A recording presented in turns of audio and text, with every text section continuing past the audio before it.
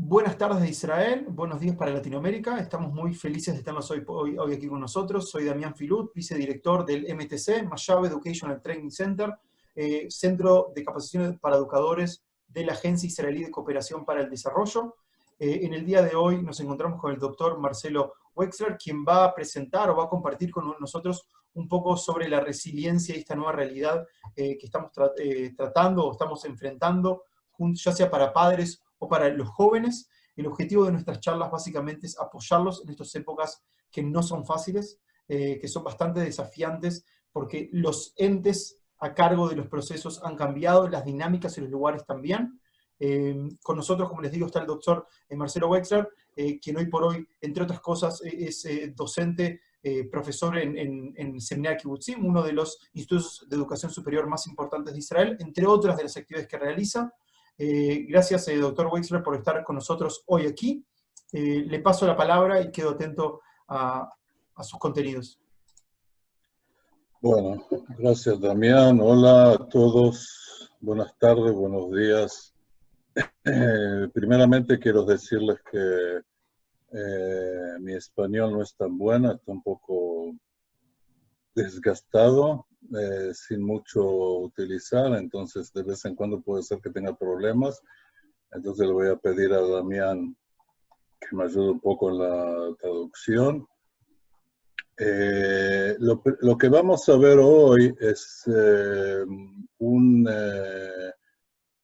PowerPoint sobre uno de los temarios más importantes de la resiliencia, que es la forma de construir esperanza. ¿Okay? Ahora quiero explicar un poco sobre qué significa resiliencia. Resiliencia significa una situación en donde un individual, sea este niño, adolescente o mayor, puede enfrentar crisis y traumas que le han pasado en su historia personal o en su historia colectiva, ¿sí? Si es la familia, si es la comunidad, etcétera, etcétera.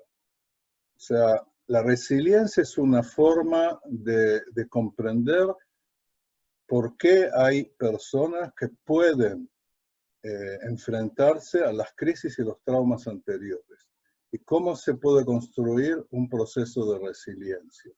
La resiliencia no cambia la sociedad, no es la función de la resiliencia. La resiliencia lo que hace es dar metodologías, técnicas de trabajo, formas de expresión, etcétera, etcétera, que de esa manera un ser humano puede enfrentarse a las crisis y a los traumas anteriores.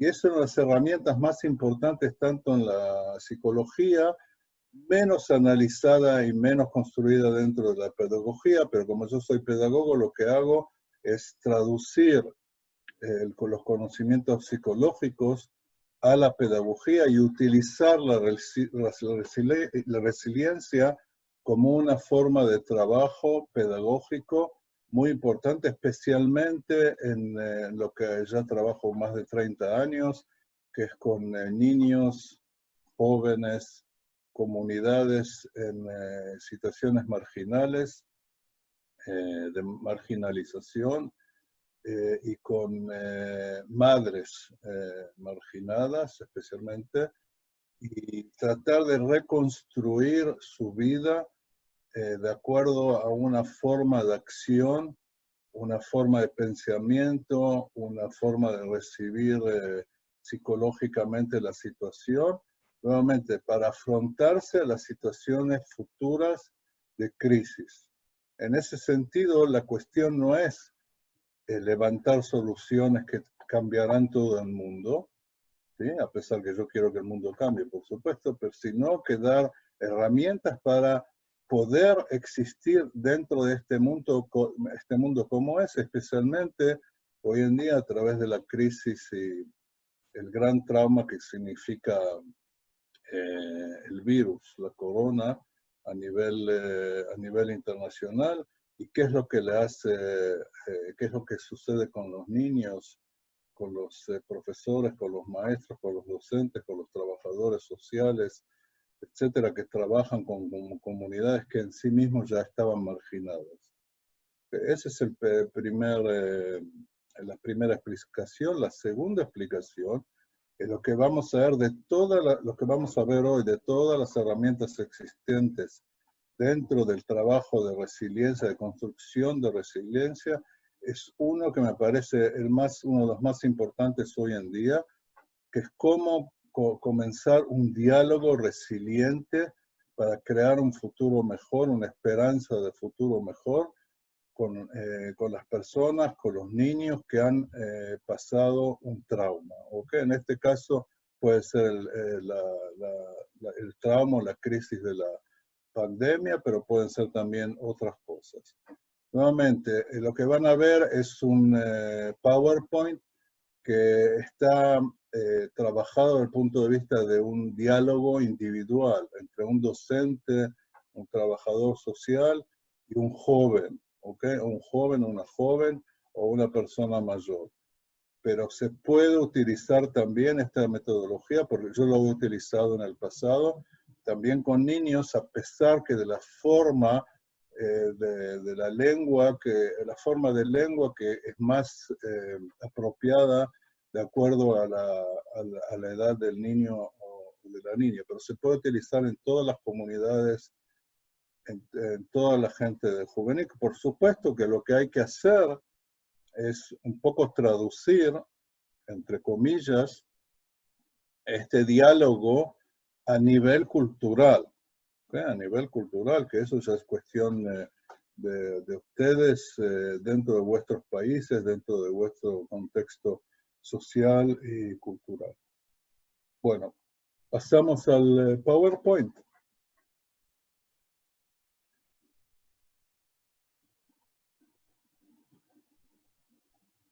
Ahí está. Bueno,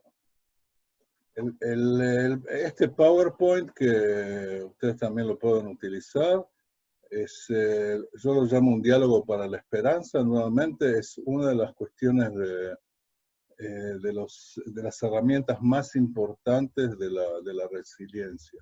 El ser humano necesita una forma de esperanza para el futuro. Necesita trabajar esa esperanza porque es la única manera de comprender que él puede cambiar la situación y puede tener el poder de cambiar la situación. Generalmente lo que hace un proceso de crisis o de trauma es hacer una regresión psicológica, cognitiva al ser humano. Entonces lo que tratamos de hacer es hacer un diálogo que levante la esperanza de esta persona con la que estamos hablando para reconstruir su propia vida.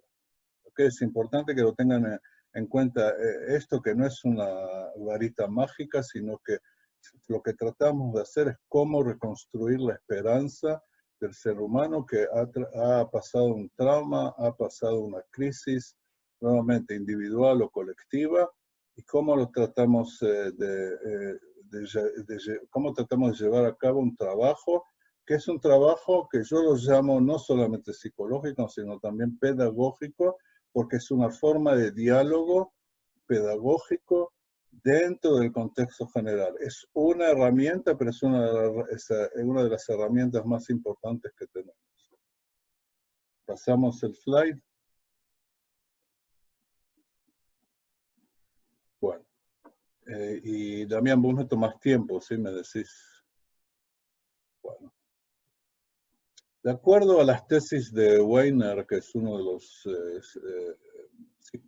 sociólogos más importantes que hubo del siglo XX, hay 4 ejes que influyen en nuestros procesos cognitivos y emocionales y que de ellos depende también de qué forma vemos la realidad.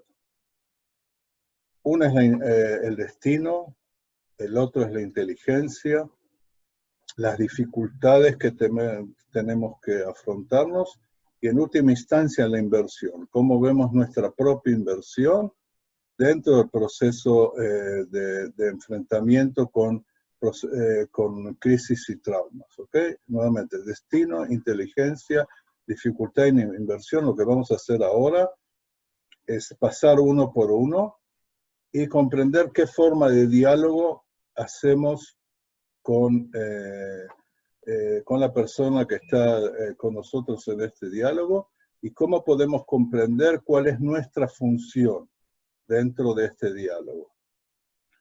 Pasamos el slide.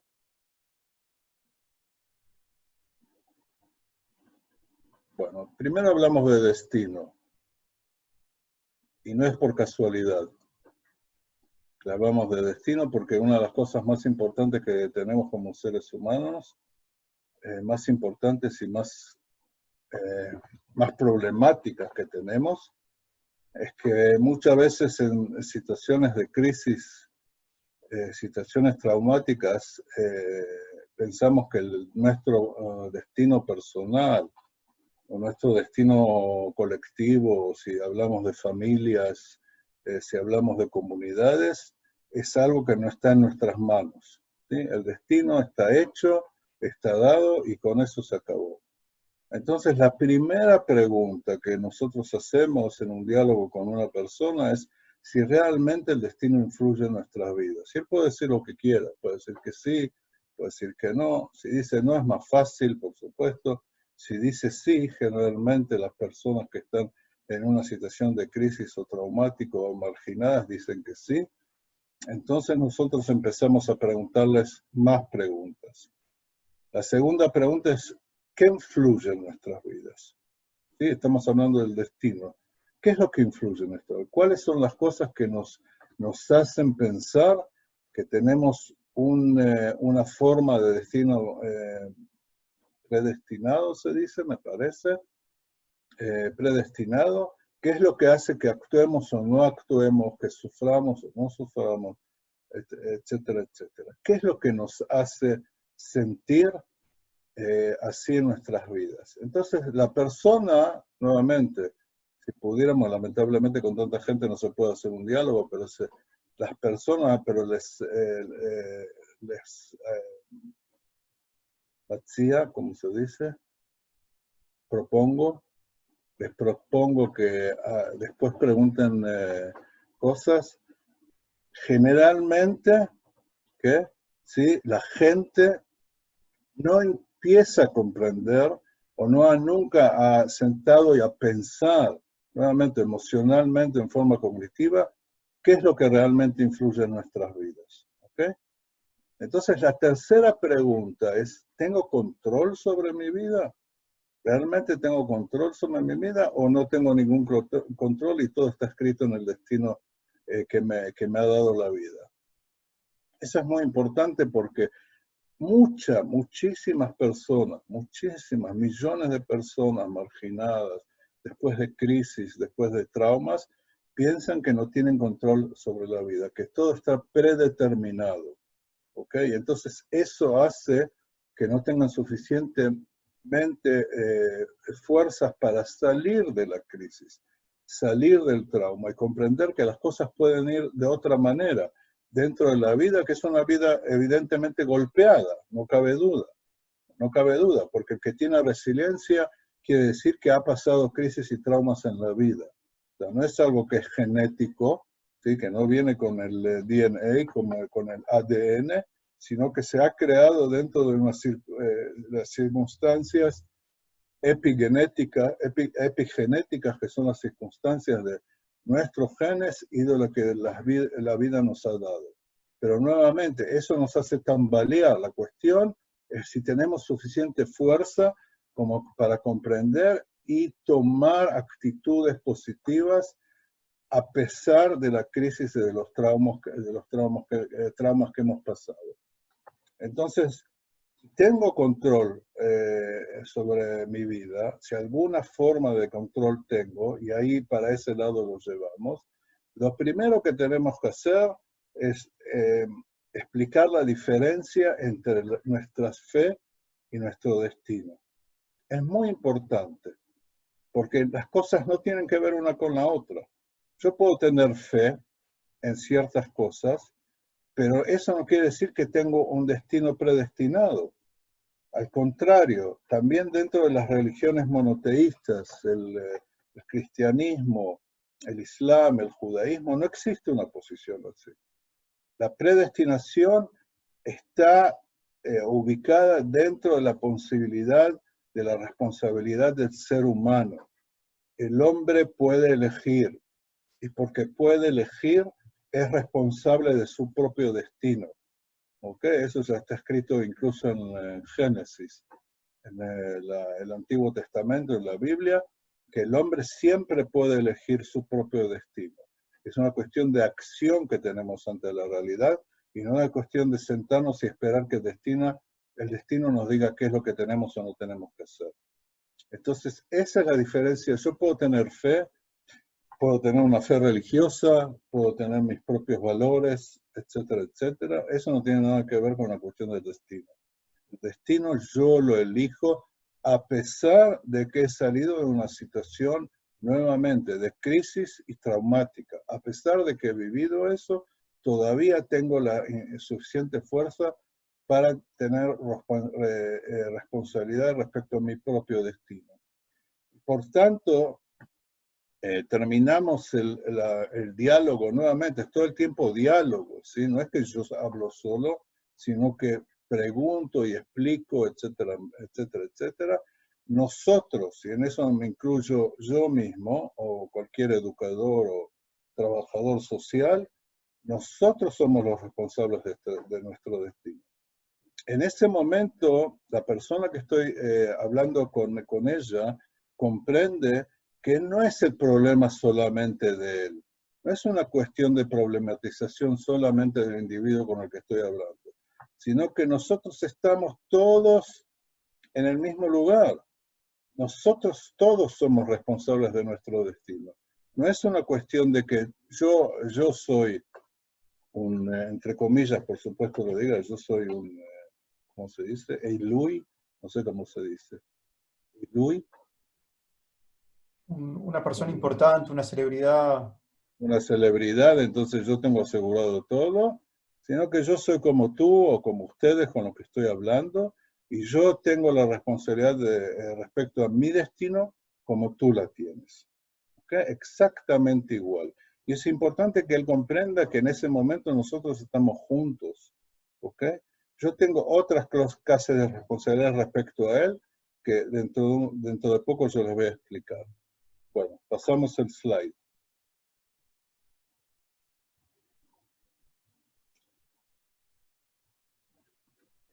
Inteligencia. Generalmente, nuevamente en forma muy general, y Weiner analizó esto, como dije antes, un psicólogo social muy importante.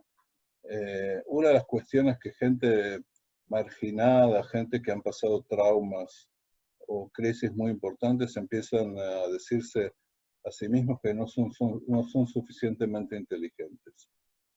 No pueden controlar su vida porque no son suficientemente inteligentes para controlar la realidad exterior. Entonces, lo primero que preguntamos a la persona en el diálogo, si yo soy inteligente, si él es inteligente, si somos inteligentes, etcétera, etcétera, ¿sí? Y le preguntamos, ¿en qué soy inteligente? ¿En qué yo pienso que soy inteligente? ¿Y en qué no soy inteligente? ¿En qué yo pienso que no soy inteligente?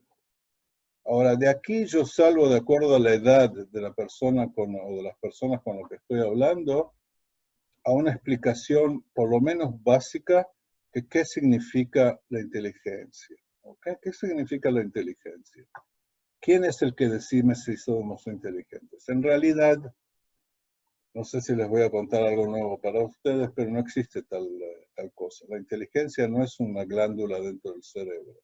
La inteligencia es múltiple y va para toda clase de cuestiones, y una cuestión de procesos de educación y que atiende a ciertas cuestiones del ADN, pero no muchas, y la mayoría absoluta de la humanidad es inteligente, de acuerdo a los parámetros de promedio internacionales. O sea, la mayoría absoluta de la humanidad está entre los 90 y los 120 de coeficiencia intelectual. La mayoría está adaptada para recibir información, para analizarla. La mayoría tiene posibilidades de comprender lo que es el contexto. Parte de los seres humanos van a tener una inteligencia específica que tiene que ver con arte, con matemática, con lógica, más grande que los otros, o con relaciones sociales, o por comprensión de relaciones sociales, etcétera, etcétera. Pero la mayoría estamos dentro de un promedio. Solo una minoría, aproximadamente entre un 3 y 4% de toda la humanidad, están o por debajo de los 90 de coeficiente intelectual o sobre el 120 de coeficiente intelectual. Y por tanto, nosotros no nos ocupamos de esa gente, ¿sí? No quiero abrir toda una discusión sobre quiénes son ellos, sino que decimos que la mayoría absoluta de los seres humanos somos suficientemente inteligentes. Ahora, eso es muy importante porque parte de las definiciones internas que tenemos nosotros mismos respecto a nuestra identidad tiene que ver, y nuestra esperanza de futuro y la posibilidad de tomar responsabilidad tiene que ver con la cuestión de que podemos decirnos a nosotros mismos que somos suficientemente inteligentes para afrontarnos a la vida. Todos somos suficientemente inteligentes. ¿Okay? No podemos poner en duda esto, porque si ponemos en duda esto, significa que damos un mensaje al que está delante nuestro de que no es suficientemente inteligente como para poder comprender el mundo. Y eso es una mentira, que tiene mucho que ver con una historia de estratificación social y otras cosas que tienen que ver más con lo social y lo político, pero no tienen absolutamente nada que ver con la biología o con el contexto social de los seres humanos en general. Hay una diferencia entre comprender que muchos seres humanos han sido oprimidos y por eso no han desarrollado toda clase de formas de inteligencia. Esa es una cuestión, pero eso tiene que ver con el contexto. Y otra cuestión es si pueden ser suficientemente inteligentes como para comprender la vida. Lo que les pasa a los seres humanos, especialmente nuevamente a los que han pasado traumas, a los que han pasado crisis, a la gente, a los niños, los jóvenes marginados, a las familias marginadas, es que piensan que no son suficientemente inteligentes para enfrentar a la vida. Esa es la problemática. Y nosotros tenemos que romper ese estereotipo para crear una situación en donde la gente pueda comprender si somos suficientemente inteligentes. No somos gente que no tiene inteligencia. Y eso es muy importante para construir una resiliencia en la que el ser humano puede decir, si no comprendo, puedo preguntar. Si no comprendo, puedo tratar de analizar. Si no comprendo, puedo hacer trabajo junto con otra persona. Pero eso no quiere decir que no soy inteligente. ¿Por qué? Porque parte del contexto social nos hace sentir que no somos suficientemente inteligentes para comprender lo que sucede en el mundo. Les voy a dar un ejemplo de ahora de la crisis de la pandemia, del corona.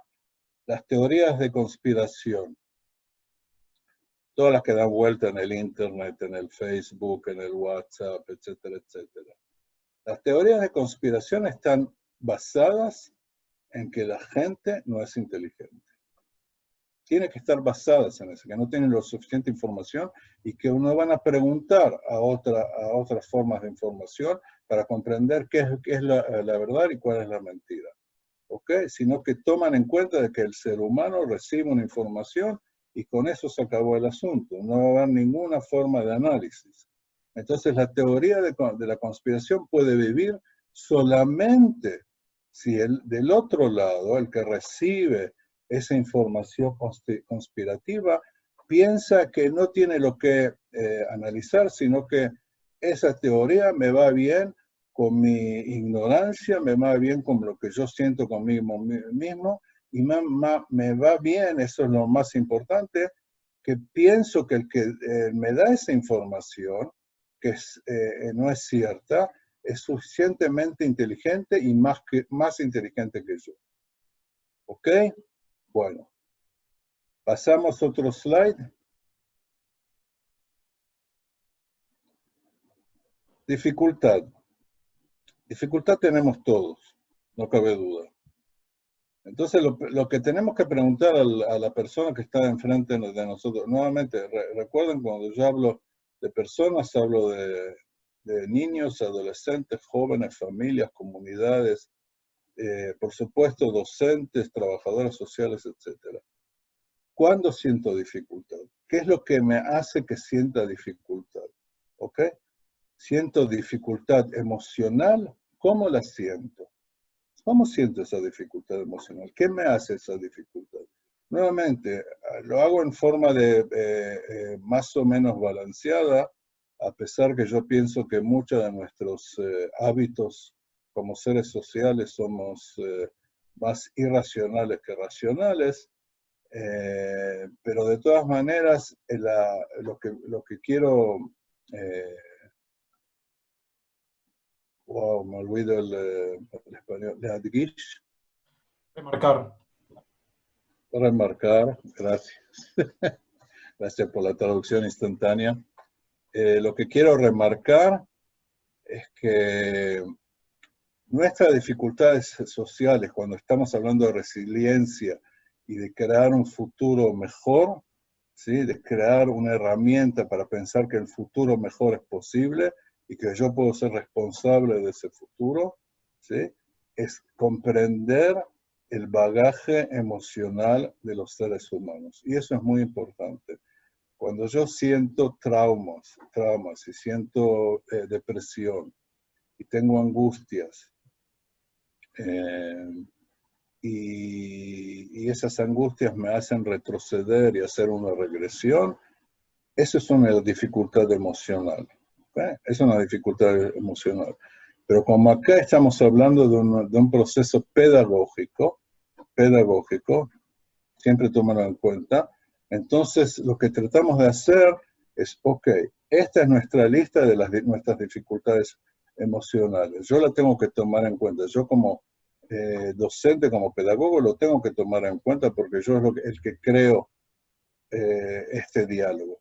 Pero nuevamente, lo que hacemos es irnos para el lado de la dificultad de organizarse para salir de esa situación traumática. Entonces, la siguiente pregunta es muy importante. ¿Yo siento dificultad para organizarme? O sea, tú sientes dificultad, ustedes sienten dificultad para organizarse. Muy bien, esa es parte de nuestra vida. Cuando estamos traumatizados, cuando entramos en crisis, cuando pasamos algo muy importante en nuestra vida que nos traumatiza, como toda esta historia de la pandemia, la dificultad para organizarse es lo más importante desde el punto de vista pedagógico para sacar a la gente de este estado ¿cómo se dice? Me olvido, freeze en inglés. Congelados, detenimiento, detenidos. Detenido, congelado, para tratar de actuar, ¿sí? Para accionar. Entonces, yo lo que quiero hablar aquí con las personas que están delante de mí, o en un Zoom, no importa, o en un diálogo en el teléfono, es si sienten dificultad para organizarse. Y eso en la vida diaria nosotros nos podemos dar cuenta, es una de las grandes problemáticas y traumas de la historia del coronavirus, de que la gente no se levanta a la mañana, no se baña, come muy tarde, da vuelta el día, si tiene trabajo no se organiza en el trabajo, pierde todos los días en toda clase de cosas que no tienen que ver con una vida organizada, etc. Es una forma de activación de la depresión y de la angustia de un ser humano cuando está aislado, ¿sí? Cuando está aislado, y eso se conoce muy bien mucho antes de la coronavirus, de todas las investigaciones que se hicieron con seres humanos que estuvieron encarcelados solitarios durante muchos años. Y nuevamente las respuestas son iguales, que la primera época, que es una época traumática, lo que sucede a los seres humanos es que hacen una regresión y no pueden organizar el día. Todo les parece igual, pierden la conciencia de qué día es, si es día o noche, qué es lo que tienen que hacer, etcétera, etcétera, etcétera. Sí, es parte del proceso humano. Y bueno, esto acá me molesta, no sé cómo sacarlo. Ok. Entonces, lo que yo quiero recalcar a la persona con la que estoy hablando es que todos tenemos dificultades. Lo que yo sentí al principio del coronavirus y lo que tú sientes es exactamente igual. La mayoría de los seres humanos tienen dificultades. A esto tenemos que agregar, si yo vengo de una familia o de una situación de marginalización, evidentemente ese proceso es mucho más fuerte y se da a luz mucho más rápido y es más difícil controlarlo, mucho más difícil controlarlo, porque dentro de la marginalización nosotros sabemos que parte del proceso de marginalización significa a nivel psicológico no tener las fuerzas para levantarme todos los días y hacer las cosas en forma normales, ¿sí? Perder la conciencia de lo que significa el tiempo, etcétera, etcétera. Entonces yo termino este diálogo respecto a la dificultad diciendo, yo estoy aquí para ayudarte. O sea, en ese sentido, yo tomo responsabilidad por la persona o las personas con las que estoy hablando. En este slide, en este momento, en la dificultad, yo le digo a las otras personas, comprendo perfectamente, yo estoy aquí para ayudarte, cambio de posición. ¿Sí? Cambio de posición. Hasta este momento, todo el tiempo le digo, todos estamos en la misma historia, todos. Somos inteligentes, todos tenemos dificultades, pero yo aquí estoy para ayudarte. O sea, lo hago consciente que yo tomo la responsabilidad del cambio que este grupo que está delante de mí, tiene que hacer, ¿ok? Entonces yo estoy aquí para ayudarte, quiere decir, yo tomo la responsabilidad de ayudarte en esta situación, que es una situación crítica. Pasamos slide. Inversión. Bueno, esto es lo más importante de todo este diálogo, que quiere decir, después que pasamos por el destino y pasamos por los problemas y pasamos por la inteligencia y pasamos por las dificultades, ahora vamos a ver cómo nosotros podemos invertir, ¿cierto?, para cambiar la situación, ¿sí? Entonces, todos, en el diálogo, el mensaje más importante, todos tenemos que invertir. No hay una situación en el ser humano que puede decir, yo no invierto. Es una cuestión que otros tienen que hacer por mí. Yo no tengo nada que ver con eso. ¿Ok? Entonces, lo primero que tenemos que comprender es que todos tenemos que invertir. Ahora, ¿cómo invertir? Eso es otra cuestión. Entonces, lo primero que tenemos que hacer es hacer pequeños pasos para que puedes hacer, que tú puedes hacer. ¿Ok? ¿Qué pasos piensas que te serán fáciles? ¿Qué pasos piensas que te serán difíciles? O sea, lo que yo hago es construir con las personas con las que estoy hablando un proceso, pero no de largo plazo, sino de plazo muy pequeño, muy pequeño. Estamos hablando de 1 o 2 semanas máximo, en donde la gente toma responsabilidad de pequeños pasos que puede hacer de invertir para modificar la situación en la que están. Eso es muy importante, o sea, no hay, el diálogo no es sobre cuestiones a largo plazo, porque sobre cuestiones a largo plazo yo tengo que sentir primeramente que día a día yo puedo modificar mi comportamiento, y no a largo plazo. A largo plazo, para mí no tiene ningún sentido la realidad, porque parte de la problemática es que pierdo la conciencia sobre el tiempo. Entonces todos los días me digo, bueno, mañana voy a empezar. Mañana no voy a empezar de nuevo. Seguro que mañana voy a empezar. Pasa un día y otro día y otro día. Entonces lo que hacemos es, no vamos a hablar de largo plazo, vamos a hablar de lo que va a suceder dentro de 1 o 2 semanas. Dentro de 1 o 2 semanas vamos a hacer una serie de pasos que nosotros, tú y yo, o ustedes y yo, podamos hacer, ¿ok?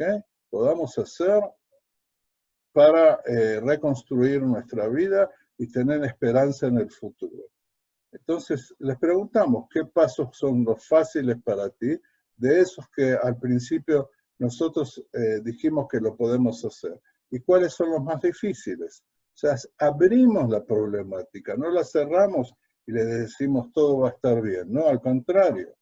Le decimos cuáles van a ser lo que ellos piensan, ¿sí? Lo que la gente con la que estamos hablando, o el individuo con el que estamos hablando, piensan que pueden ser fáciles de hacer y otros que son difíciles. ¿Ok? Perfectamente, no hay ningún problema. Y por último, lo que digo es, haremos los pasos juntos. Todas las semanas revisaremos los pasos que hemos elegido. Otra cosa más importante, ¿qué quiere decir que pasos que hemos elegido? Nuevamente, en una situación de docente y alumno, yo puedo elegir, por lo menos teóricamente, los pasos. Decirle, tú tienes que hacer A, B, C, D. Pero cuando estoy hablando en un diálogo abierto, entonces yo tengo que tratar de que la misma persona o las mismas personas con las que estamos hablando, lo que yo estoy hablando, sean suficientemente conscientes de que ellos tienen que decidir qué pasos tienen que hacer, nuevamente en 1 o en 2 semanas. Eso es todo. ¿Ok? No tienen que empezar a largo plazo, en 1 o 2 semanas, ¿qué es lo que pueden hacer? Cuando hablo con un alumno, el docente es distinto. Yo le digo qué es lo que tiene que hacer y él puede, por supuesto, decir que quiere hacer otras cosas, por supuesto, pero no puede limitar los pasos que yo pienso que son indispensables. ¿Ok? Por ejemplo, les doy un ejemplo. Si yo le digo a un alumno mío, tú tienes que pensar que mañana a la mañana llegas al colegio a tiempo. Llegas al colegio a tiempo. ¿Lo puedes hacer? Y él me dice sí. Bueno, yo le digo entonces, yo pienso que te va a ser difícil. Pero si tú me dices que lo puedes hacer, vamos a tratar de ver qué es lo que sucede durante la semana. Nosotros hacemos los pasos juntos. Yo voy a preguntarte a ti todos los días si mañana tendrás las suficientes fuerzas para levantarte temprano y llegar al colegio a tiempo. ¿Ok? Eso es algo que él tiene que hacer, que yo elijo que haga. ¿Ok? Que yo elijo que haga. Pero hay otras cosas que no. Hay otras cosas que no, que el joven o la joven o los jóvenes pueden decir, no sé, hay cosas que, por ejemplo, me gustaría hacer, como por ejemplo, estar más tiempo en mi casa, para estudiar, para leer. Eso es una elección de ellos. Perfecto, lo pongo dentro de la lista. Es algo que él o ella eligieron. No hay ningún problema. Entonces lo que hacemos es verificar durante la semana si lo pudo hacer o no lo pudo hacer. Cuando hacemos un diálogo con gente mayor, familias marginadas o comunidades marginadas, la situación es un poco distinta. Nosotros tenemos que permitirles a ellos la posibilidad de la elección, cuáles son los pasos que ellos quieren hacer, pero nuevamente dentro de límites, dentro de los límites que nosotros pensamos que es importante que ellos demuestren que pueden hacer un cambio. Ok, pasamos de slide. Cuando termino esa charla o ese diálogo, nuevamente con el individuo o las personas que estoy enfrente de ellas, empiezo con la problemática. ¿Cuáles son las problemáticas que puede haber?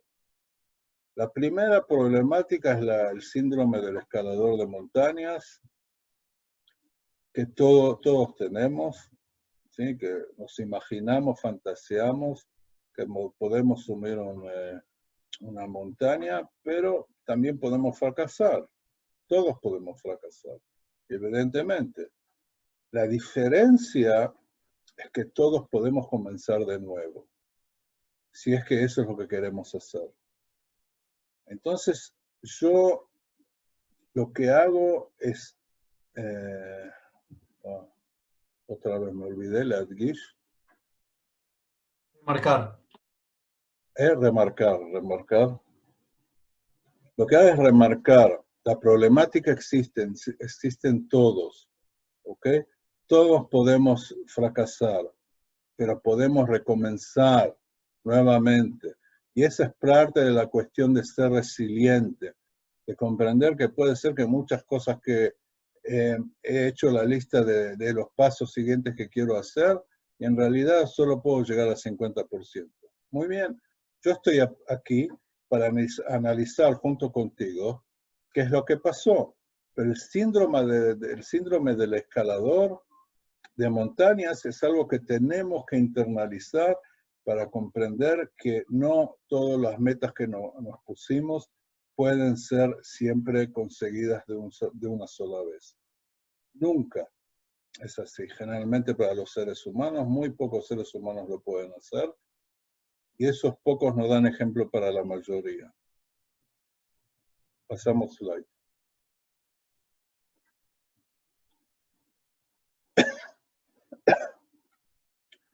Otra cosa que yo siempre digo al final de este diálogo, que yo estaré detrás de ti y delante de ti. Yo empujaré y tiraré constantemente. No hay una situación en donde yo no esté al lado tuyo. Siempre empujaré detrás de ti para soportar y para que no caigas. Y estaré delante de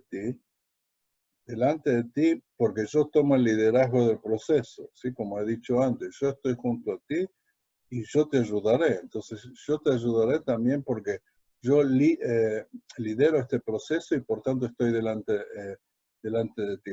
Eso significa que nuestra responsabilidad como docentes o trabajadores sociales es estar junto con la persona, junto con el individuo, y no pensar que después de una charla todo va bien, sino que saber que las caídas van a estar ahí.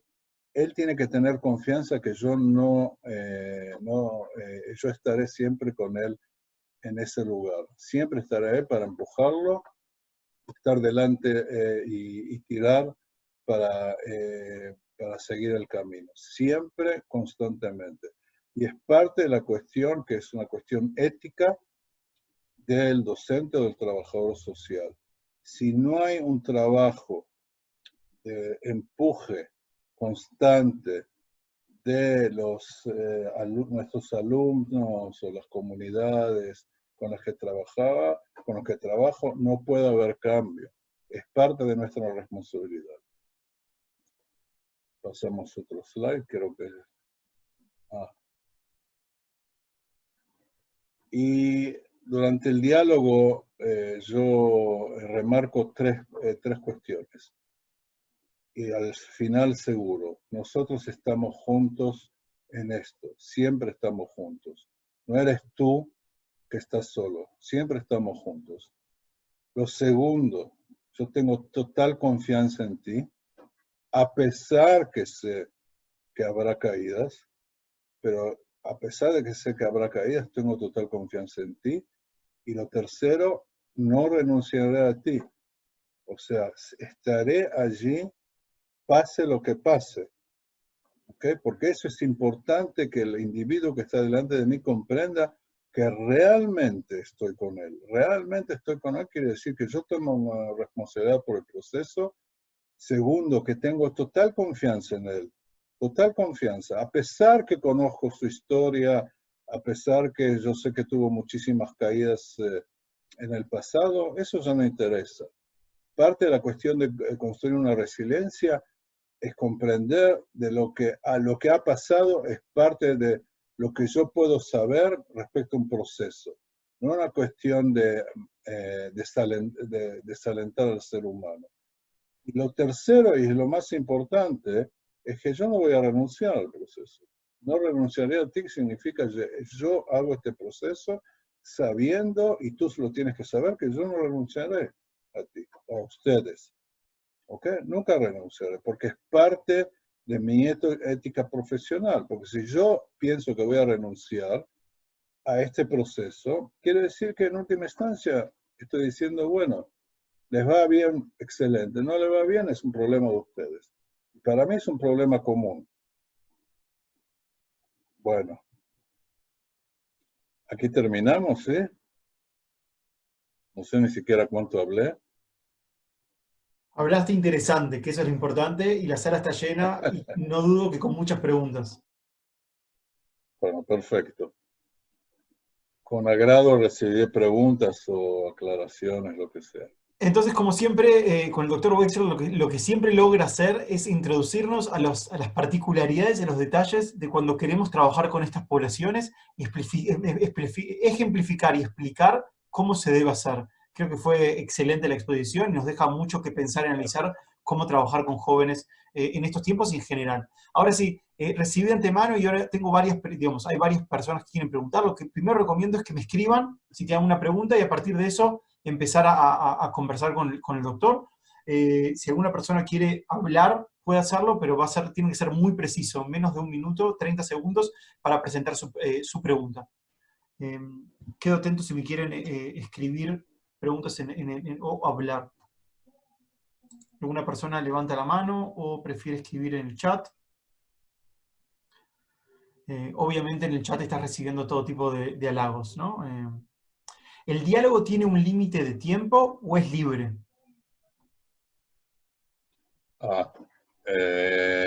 No, no tiene un límite de tiempo. O sea, no puede ser una historia como la Odisea, ¿no? Pero yo pienso que el diálogo tiene mucho que ver con las personas con las que estamos hablando. Nuevamente.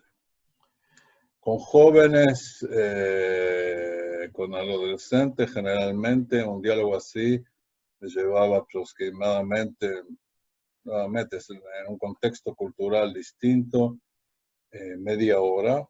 Con las familias me llevaba más de media hora. Pero nuevamente tiene mucho que ver con el contexto y quién es la persona que está delante mío, etc. Lo más importante es pasar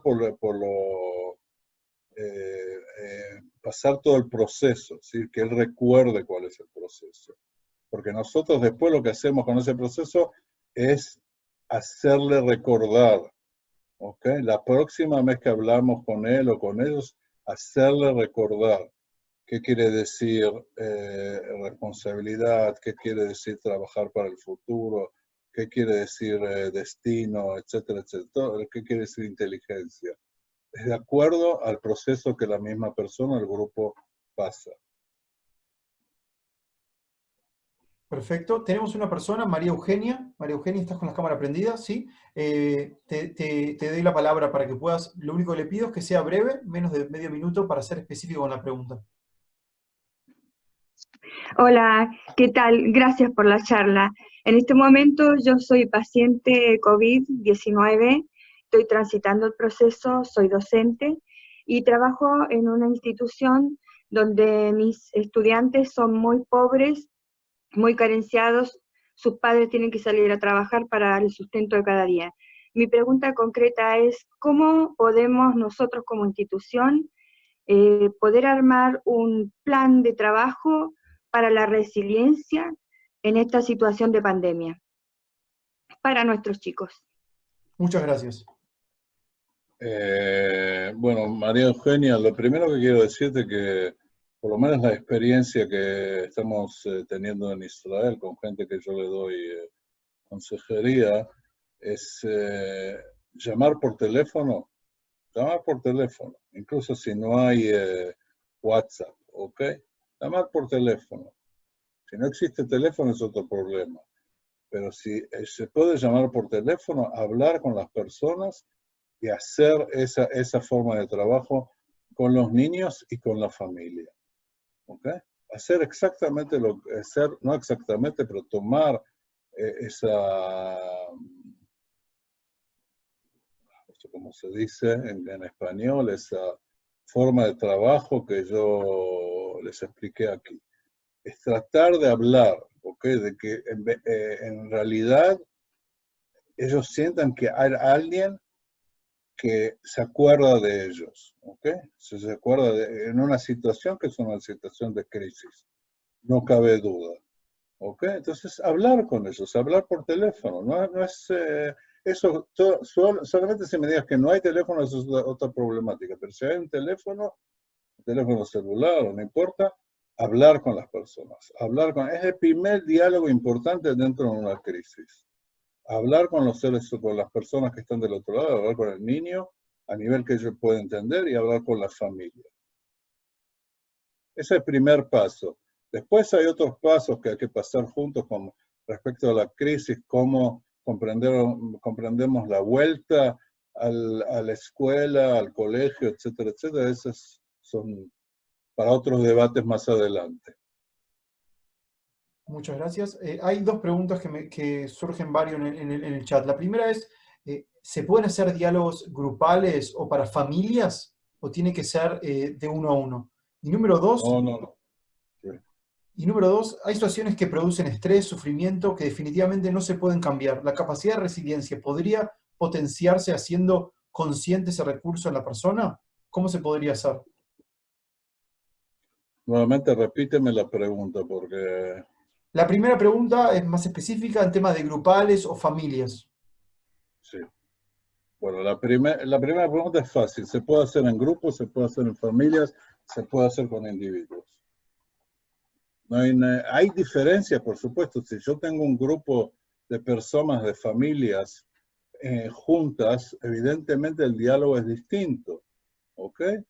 El diálogo es distinto, pero yo lo hice en grupos, lo hice en familias, lo hice con alumnos, lo hice con docentes, con toda clase de gente, como nuevamente grupos individuales, es igual. La diferencia es que el diálogo se reproduce de otra forma, pero evidentemente es la misma clase de diálogo, exactamente la misma clase de diálogo, y últimamente lo estoy utilizando justamente especialmente con docentes y trabajadores sociales en grupos, ¿sí? Nuevamente a través del Zoom o del WhatsApp, pero lo estoy utilizando de esa forma. Ahora la segunda pregunta. Tengo una pregunta aquí muy interesante que también habla un poco del después. Dice, ¿cómo qué elementos debe tener un plan de trabajo para ir preparando a los docentes para recibir a los estudiantes cuando las escuelas se vuelvan a abrir? ¡Wow! Súper importante, y el mismo debate que tenemos aquí, que yo soy muy crítico respecto al Ministerio de la Educación. Yo pienso que lo más importante que existe en la vida de un ser humano es el contacto emocional y social. Es lo más importante. Y por eso, cuando hablamos de la salida del... ¿cómo se dice? Seger, no me acuerdo. ¿Cómo se dice, Damián Seger? Del aislamiento. Del aislamiento y volvemos a un colegio. Lo primero es hablar con los niños, hablar con los estudiantes, hablar de las sensaciones, hablar de las emociones. Es lo más importante que hay. No meterle a la cuestión de cuánto sabemos y cuánto no sabemos y qué es lo que estudiar. Eso es lo menos importante. Lo más importante en una situación de crisis es hablar sobre nuestras sensaciones, sobre nuestras emociones, qué clase de diálogo si tuvimos o no tuvimos con nuestras familias, si han dejado de trabajar, si tienen trabajo, cuál es la situación económica dentro de la familia. Hay personas enfermas, puede ser que a mis abuelos ya no los vi 2 meses, etcétera, etcétera. Todas esas cosas son mucho más importantes que una cuestión si sabemos más o menos matemática, más o menos lenguaje, etcétera, etcétera. Todo eso se puede esperar, pero es lo primero que tenemos que hacer. Lo primero es lo más importante, y para eso hay que preparar a los docentes. Hay que preparar a los docentes para que comprendan que esa es la primera forma de estar en la, ¿cómo se dice? Frontline, en la primera línea de combate, se dice así, la primera línea de combate. Antes estaban los hospitales, nuestros médicos, nuestras enfermeras, etcétera, etcétera. Ahora nosotros somos la primera línea de combate. Y es lo más importante que puede hacer un docente, un trabajador social. Dejar de lado 1, 2, 3 semanas nuevamente en si las condiciones están bien, para que los niños, los jóvenes, los adolescentes puedan trabajar en la situación de crisis. Pero si yo vengo a un colegio y lo primero que me dicen, siéntense separados por 2 metros, escuchen la clase, hagan deberes, eso es ser, bueno, no quiero utilizar malas palabras o palabras feas. Eso no tiene nada que ver con el trabajo del docente, no tiene nada que ver con el trabajo de un trabajador social. Eso es lo más importante y hay que preparar. Hay que preparar a los equipos para que comprendan que ese es el trabajo más importante de ellos. A ver, doctor Wexler, interesantemente hay gente que está saliendo del aislamiento y hay gente que todavía está en aislamiento. Entonces hay una pregunta que lo que dice es, ¿cómo podemos ayudar a nuestros alumnos para hacer más fluido la comunicación durante estos momentos de aislamiento, de clases virtuales? ¿Hay alguna técnica o algunas ideas sobre cómo mantenerse a pesar del distanciamiento en contacto y mantener el diálogo? Las formas tecnológicas que nos permiten, pero lo más importante es hablar con nuestros alumnos sobre la vida diaria, sobre qué es lo que les pasa. Cuando yo hablo con mis alumnos, mis estudiantes, lo primero que hago es preguntarle cómo están, si alguien está enfermo, cómo está el trabajo, si tienen dinero para comprar cosas, es lo más importante. Es comprender cuál es la situación, con quién viven, si están solos, es lo más importante. Y luego empezar a charlar sobre las cuestiones que tienen que ver, en mi caso, con cuestiones académicas, de trabajos que tienen que presentar, etcétera, etcétera. Para mí es lo menos importante, y yo lo digo al principio a los estudiantes. Eso lo vamos a hablar, pero primeramente quiero saber cómo estás, cómo está tu familia, cómo se sienten, eso es lo más importante que hay. Y por eso que se puede hacer con todas las tecnologías que existen hoy en día. Muy bien, ya estamos aquí hace un rato, creo que realmente la invitación del doctor Wexler es a utilizar esta herramienta del diálogo para comunicarse, para interesarse, para generar empatía e interés en el otro lado, ya sea estudiantes, padres de familia, a nivel secundario, universitario, que fuese. Doctor Wexler, ¿tiene algún mensaje final antes de terminar?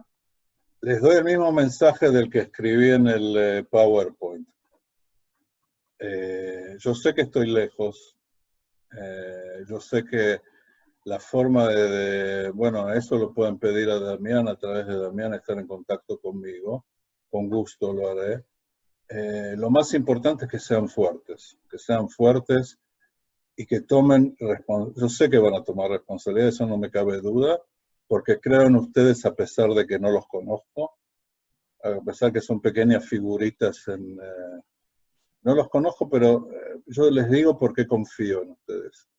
Todos los que están aquí es gente que está trabajando en uno de los frentes más importantes de la sociedad. Para mí es suficiente para creer en ustedes. Por eso me olvidé, Meagel, ¿cómo se dice? Deseo. Les deseo que sean fuertes, que tomen responsabilidad y que pasen este mensaje también a otros docentes y a las colectividades con las que trabajan y los estudiantes y los alumnos con los que están. Y gracias. Gracias, muchas gracias. Muchas gracias, doctor Wexler, por esta excelente participación y compartir los contenidos. Para los participantes, gracias por haber estado con nosotros en el día de hoy. Recomiendo seguir en contacto, chequear las redes sociales. Para ustedes que les interesa específicamente la temática, les aviso desde ya que el próximo jueves a las 10 horas Israel, que es a la media tarde en, Israel, en Latinoamérica, va a haber una video presentación sobre el tema del estrés en tiempos de corona, que creo que también va a ser muy interesante participar y verla. Así que buen día para Latinoamérica. Nuevamente gracias, doctor Wexler, y nos vemos la próxima. Chao, hasta luego. Nos vemos.